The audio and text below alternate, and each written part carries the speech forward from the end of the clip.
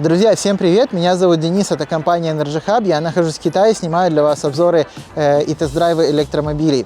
Сегодня у нас автомобиль, который многие из вас очень просили. У него бюджетная цена. Это Neta V. Это у нас одна из трех моделей компании Neta. Про большую модель, про кроссовер Neta U, мы снимали большой выпуск ранее. Вот сейчас я оставлю на него ссылку. Машина мне очень понравилась. Я считаю, что она действительно получилась. Очень классная компоновка, качество, хорошо едет. Вот это же построено на другой платформе. Если там у нас платформа HPC, здесь у нас платформа HPA. Платформа для более мелких автомобилей. И это у нас наследник такой модели компании Neta, как Neta 01. Это был субкомпактный кроссовер, который уже не выпускается. Его выпустили очень маленьким тиражом.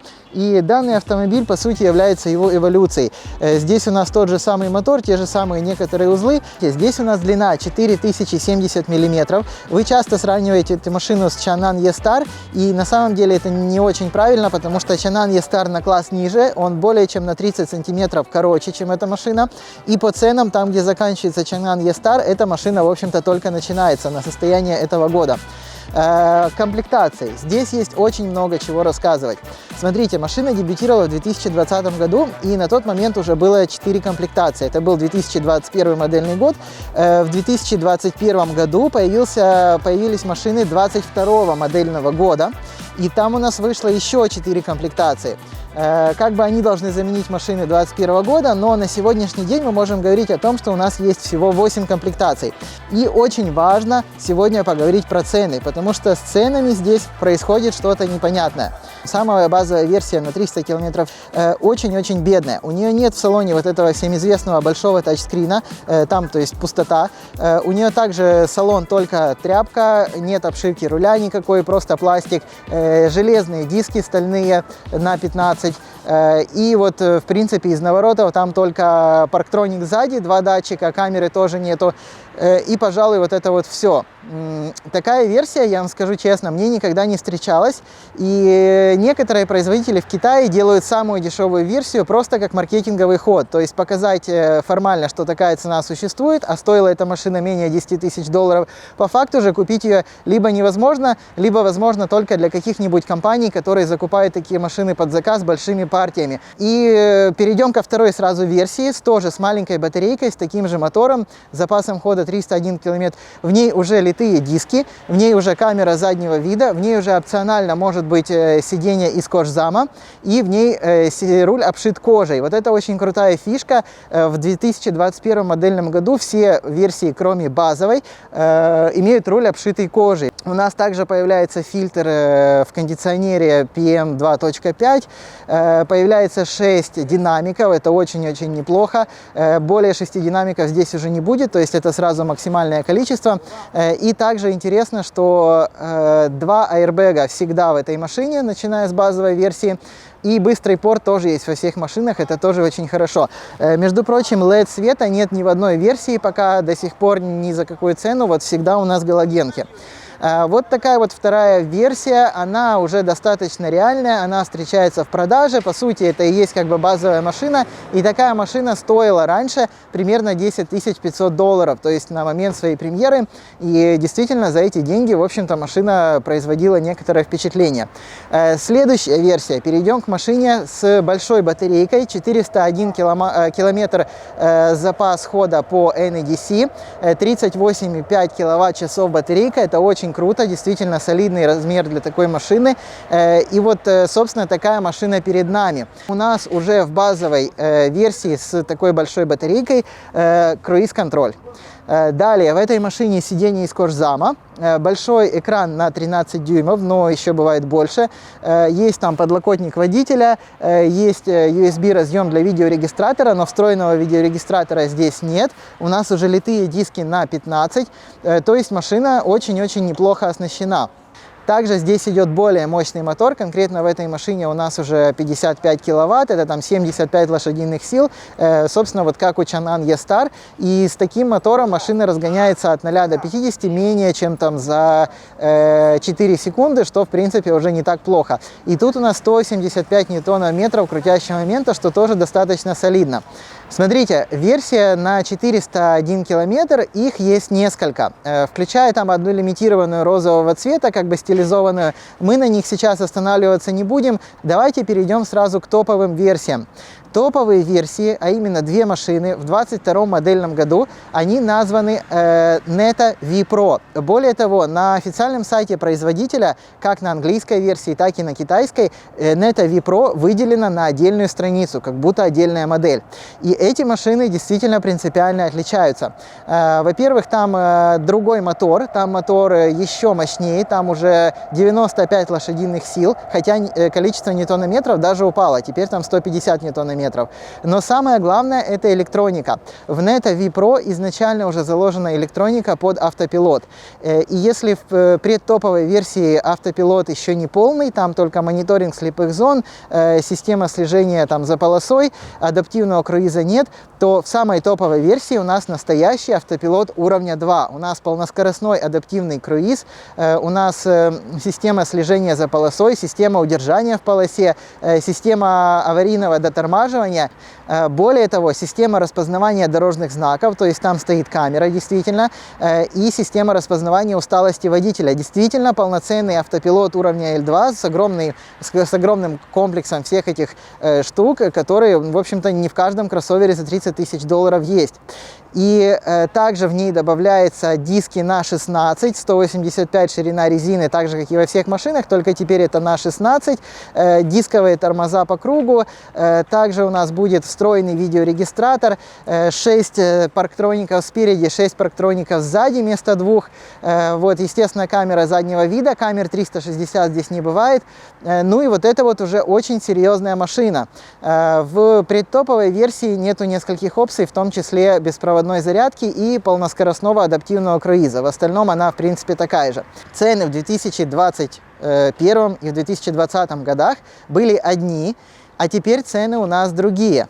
И дело в том, что когда эта машина вышла на рынок, базовая версия стоила около 10 тысяч долларов. Ну вот та, которая с камерой и с литьем, она стоила примерно 10 500. Очень хорошая цена. На сегодняшний день такая же версия стоит 12 100. За эти деньги это уже не очень привлекательно, это на 20% дороже примерно. Но самое интересное даже не это. Самое интересное то, что топовая машина Neta V Pro с автопилотом уровня 2, с адаптивным, между прочим, светом, то есть автоматически меняется ближний и дальний, с вот этими всеми наворотами, беспроводной зарядкой, адаптивным круизом. Кстати, там экран тоже увеличивается до 14,6 дюймов. 14,6 дюймов — это почти 15-дюймовый монитор у вас в машине. Это же очень круто. Такая машина стоит 13. То есть разница между базовой машиной в 2022 модельном году и топовой 900 долларов. Но вы получаете больше батарею и целая куча опций, и намного более мощный мотор, почти в 2 раза. Я не понимаю, как это работает. То есть либо это политика ценовая, направленная на то, чтобы покупали только самые дорогие заряженные машины, чтобы выпускать только их, или политика будет как-то корректироваться. То есть подешевеет старая версия, базовая версия, либо продолжат выпускать старую версию. Вот я не знаю. Также стоит сказать, что с вот этим вот автопилотом уровня 2, это, по-моему, самая дешевая машина с такой опцией на рынке. Она стоит менее 90 тысяч юаней. Друзья, эта машина завоевала сердца покупателей. Она стала очень популярной. Она начинала с продажи около там 1000 машин в месяц. И потом очень резко росли продажи, вот прямо так экспоненциально. Сейчас у нас продажи более 6 тысяч в месяц. И за 2021 год было продано 70 тысяч машин. Это очень-очень хорошо. У машины много любителей. Я вот вчера читал форумы по этим автомобилям. В принципе, никаких проблем я ни разу не обнаружил. Ну, кто-то жалуется, что у кого-то она там проезжает 200 километров, у кого-то кто-то радуется, что 350. Ну, тут как бы да, это в принципе какие условия, как ехать.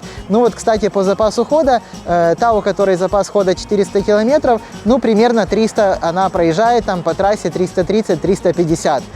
Та, у которой запас хода 300, там, конечно, около 200, максимум 250. Это информация именно из китайских форумов. Также на форуме нашел интересную табличку, сейчас я вставлю скриншот. Это официальное обслуживание этой машины. Достаточно интересно. Обратите внимание, что масло в редукторе нужно менять каждые 20 тысяч, тормозную жидкость, по-моему, раз в 40 тысяч. Ну, собственно, вот посмотрите, что там написано.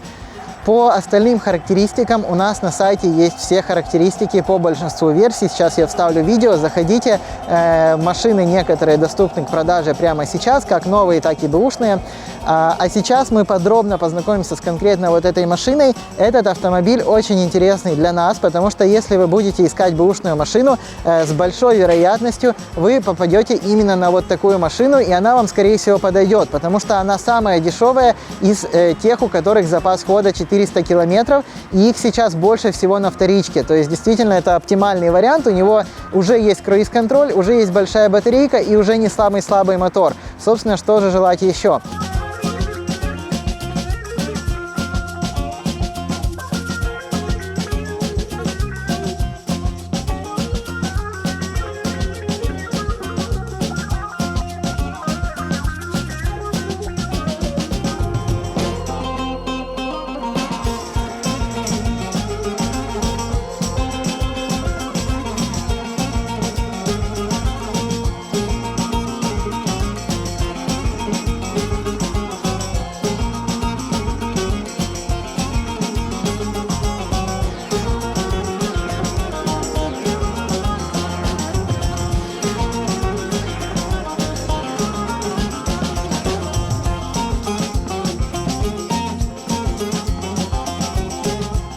Друзья, начнем с салона.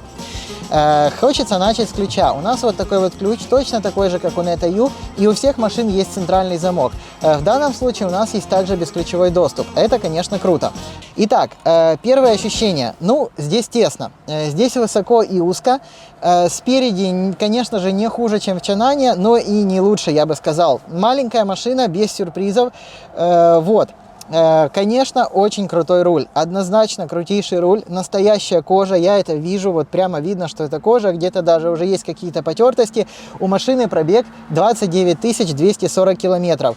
Форма руля, размер и отделка как на намного более дорогой машине, там за 25-30 тысяч долларов. Это огромный плюс. Касательно кнопок. Кнопки есть только на руле, между прочим, круиз-контроль, я напомню, управление звуком и телефоном, и также кнопка аварийки. Больше кнопок в салоне нет, понятное дело, что на этом сэкономили, плюс дизайн, но на чем не сэкономили, это на дополнительной приборной панели перед глазами водителя. Я считаю, это отлично, она очень удобная, она на правильном месте, она не мешает, на ней куча информации, но при этом основная информация легко читаема.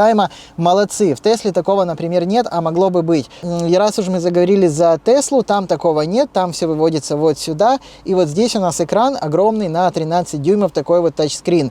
Касательно графики, она здесь не очень хорошая, зато размер очень большой, и вроде бы отклик тоже нормальный, английского здесь нету. Зато, смотрите, с нее очень много чего можно менять. Это вот и включение света, и уровни рекуперации, и уровень света здесь, то есть коррекция, да. Корректор фар здесь есть. Так, это я включил ночной режим. Также у нас есть подключение к телефону, Bluetooth, Wi-Fi. И во всех версиях, даже в версиях без экрана мультимедии, у нас есть обновление по воздуху. Представляете, вот так вот. Вот тут вот удобная полка, реально удобная. И в топовой версии, только в одной единственной топовой, здесь у нас беспроводная зарядка. Порт USB, гнездо розетки на 12 вольт. Здесь подлокотник только у сидения водителя, вот такой вот он.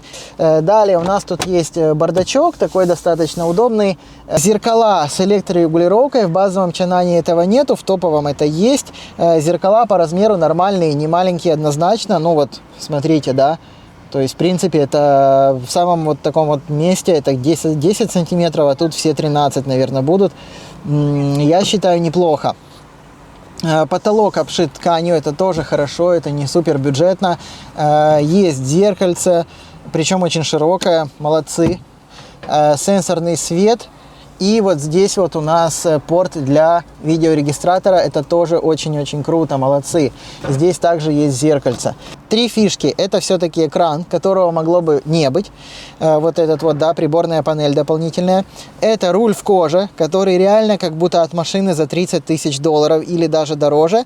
И моральная свежесть этого всего. По дизайну это все морально абсолютно не устарело. Ты сюда садишься и ты четко понимаешь, что этой машине максимум максимум 2 года, не больше. Чанан как будто из 2005, да, ну там с электронной приборкой, но он как будто из 2010 или там 15. А здесь действительно все современно. Руль здесь не регулируется, и он как будто все-таки низковат. И он не регулируется, по-моему, ни в одной из версий, если я не ошибаюсь. Как-то ты вот сидишь, да, тебя сиденье выталкивает, ну такая городская посадка, ну в принципе не критично, лучше, чем в Чанане. Все равно замеряем ширину салона вот здесь между картами. 1,31. Ну, конечно, это достаточно узкий салон, там в самых широких машинах 1,5 метра, то есть заметно, что здесь достаточно узко.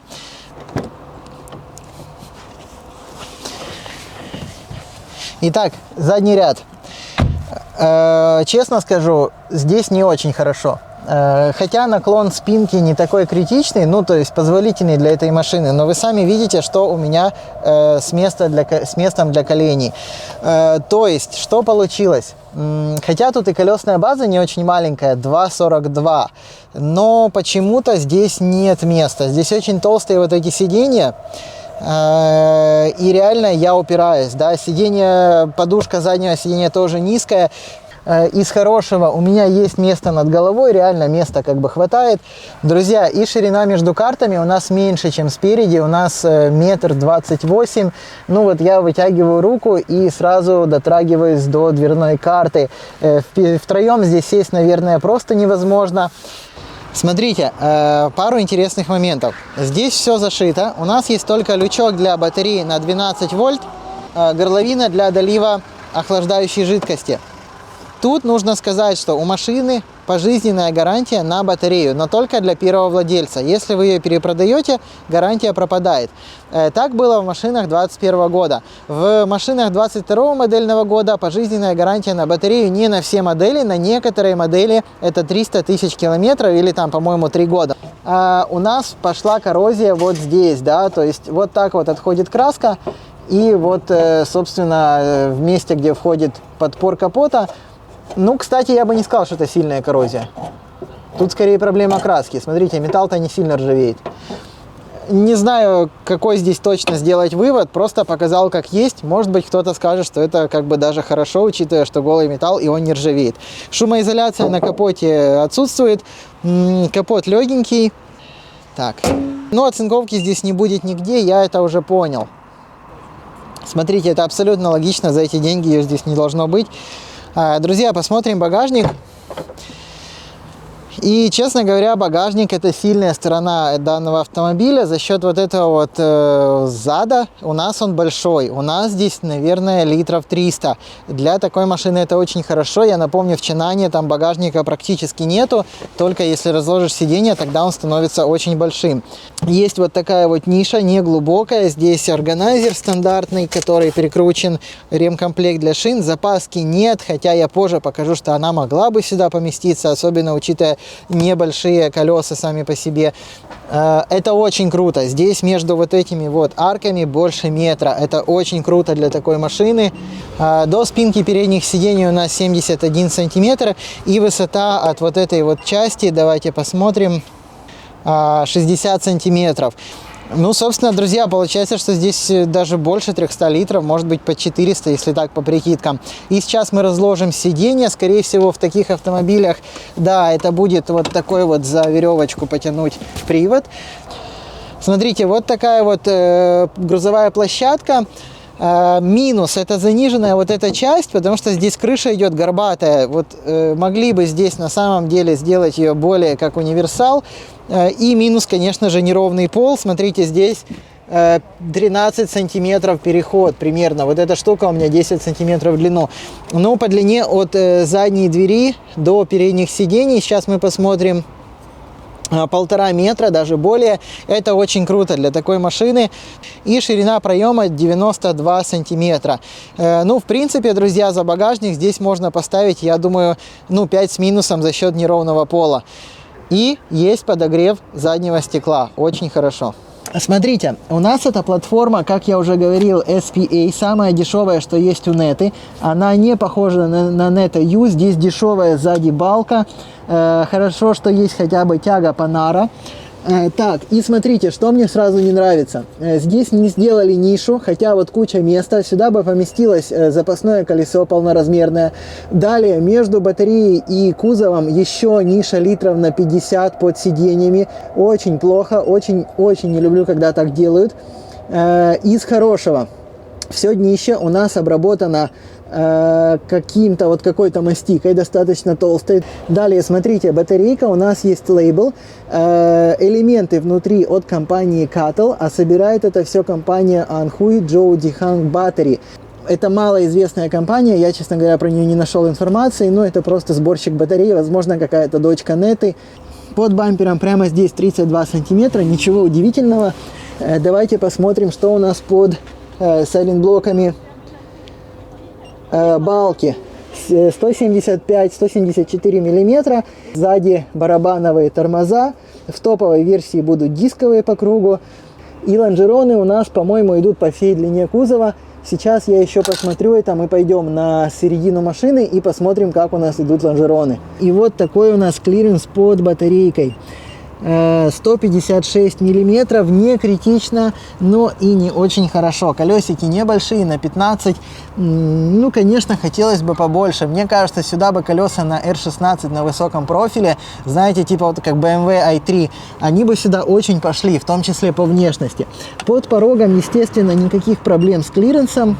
Дайте я замерю. 22 сантиметра, все отлично. И лонжерон идет сплошной, это очень хорошо, с самого переда он идет аж до зада, вот такой вот толстый лонжерон, это круто, молодцы, очень хорошо. Пойдемте смотреть переднюю подвеску. Друзья, а вот эта схема подвески, она еще более дешевая, у Deo Matiz такого плана. У нас один поперечный рычаг, стойка Макферсон, и в поперечной плоскости рычаг удерживается вот этой вот тягой через сайлентблок. Собственно, так делали в 80-е и 90-е. Супер четкого управления на такой подвеске добиться невозможно, это однозначно.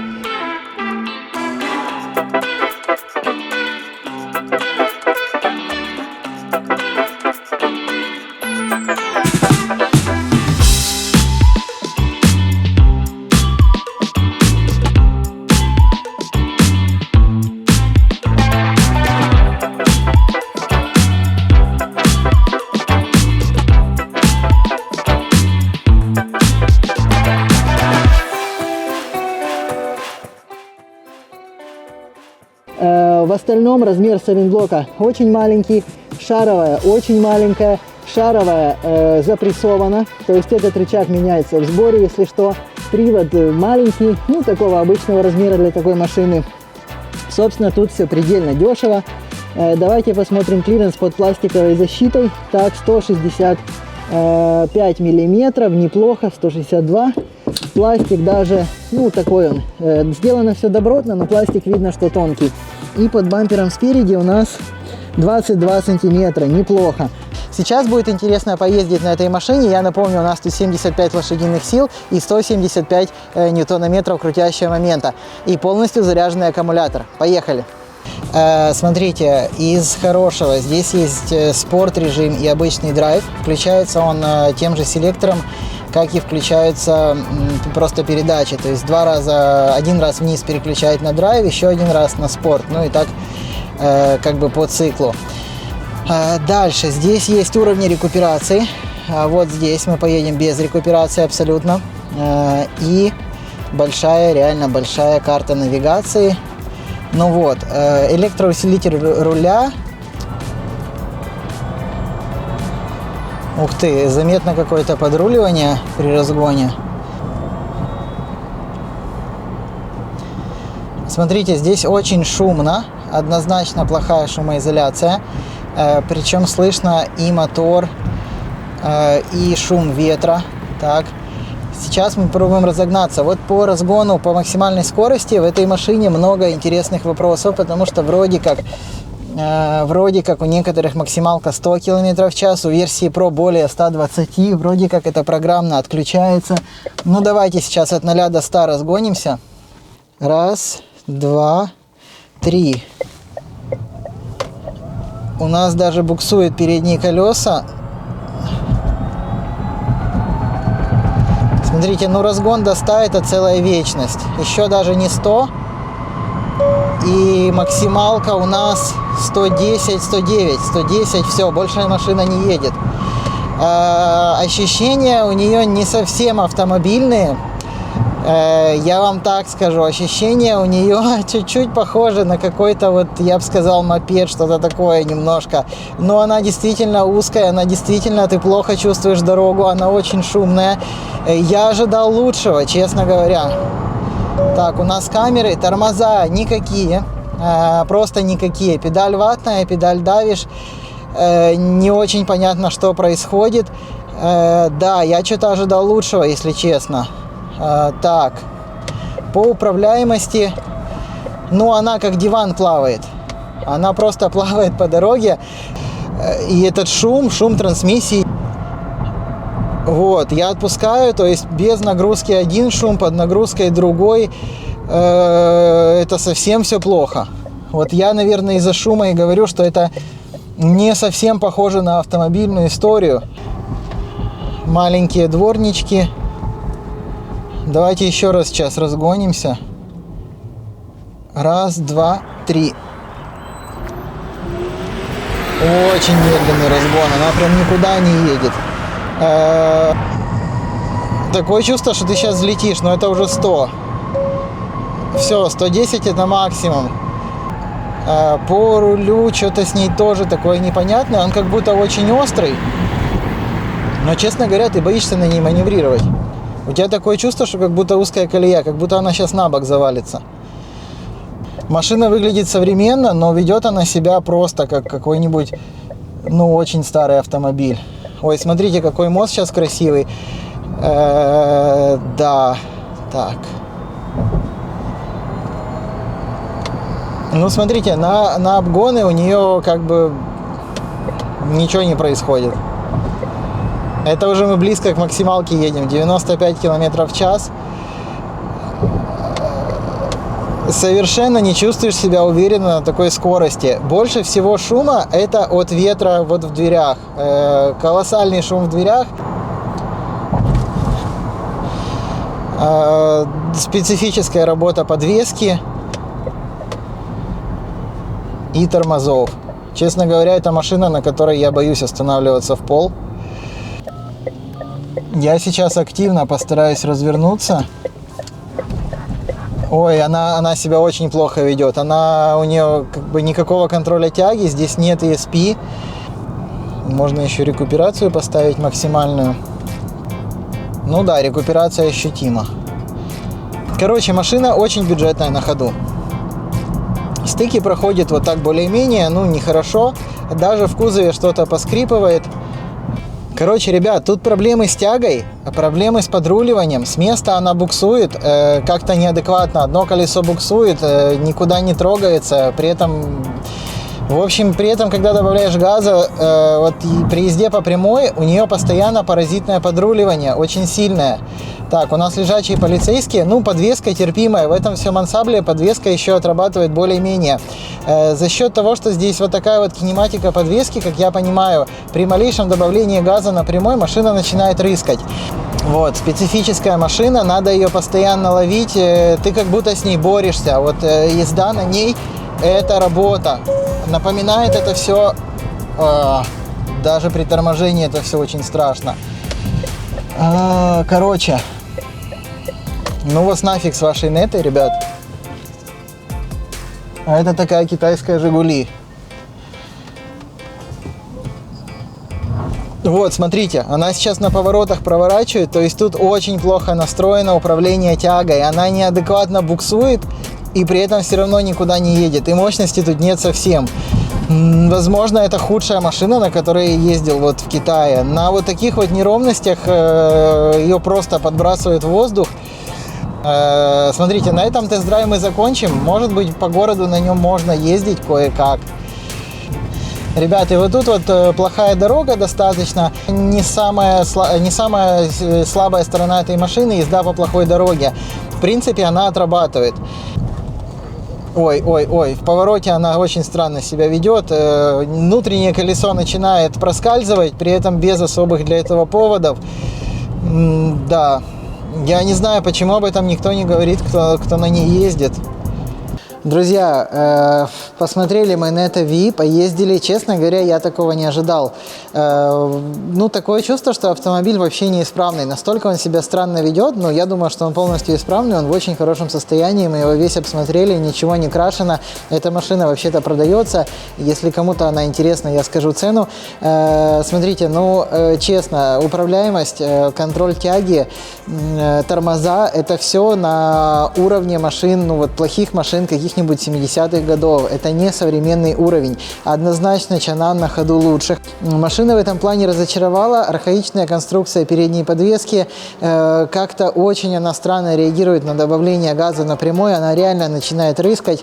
Ну вот, честно, я на таком не ездил бы ни в коем случае. И нету ощущения, что машина под контролем. Трансмиссионные звуки, шумы от дороги, в принципе, дают какое-то ну, впечатление, что это не автомобильная история, что это больше какой-то мопед, надетый на кузов автомобиля. Кроме того, максимальная скорость 110 км в час, и она достигается с большим трудом. То есть это не рабочий 110 км в час, это уже нужно их как бы раскочегаривать. Вердикт абсолютно честный. Ни в коем случае за эти деньги возьмите что-то бэушное. Я как бы разочаровался, пусть у меня полетят какие-то камни или помидоры, но я считаю, что машина абсолютно неудачная, и компоновка у нее неудачная, при длине более 4 метров задний ряд практически отсутствует. Единственный в ней вот selling point, да, продающий момент этой машины, это внешность. Она морально свежая, выглядит морально свежая, многим там девушкам нравится, яркие цвета, неплохой дизайн внешки, в ней ничего больше хорошего я не нахожу. Ну и вроде бы она беспроблемная по эксплуатации, то есть по отзывам я перечитал там около 10 страниц форумов, люди их вроде как любят, ну как, да, не все же разбираются в машинах. И я там не нашел описания каких-либо проблем с автомобилем. Ну вот так вот. Напомню, что этот автомобиль есть у нас на сайте, его характеристики там есть. Так что, если кому-то все-таки она нравится, может быть, кто-то на ней поездил, она ему нравится, мы можем для вас ее привезти. Это был Денис, компания Energy Hub. И до следующих видео. Всем пока, всем удачи, всем всего самого хорошего.